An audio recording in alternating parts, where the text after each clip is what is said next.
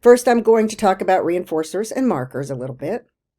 Then we're going to look at speed in the process, thoughtfulness in the process, the other side of the coin, adding movement to your training, adding distance to your training, and then building some behavior. I want my dogs to learn that when I put something out for you, when I put out an object, that means you should start interacting with it, and I will pay you for doing that.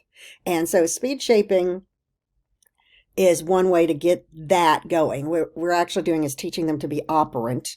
And by that we mean they learn that offering behavior pays off. For distance, day 5.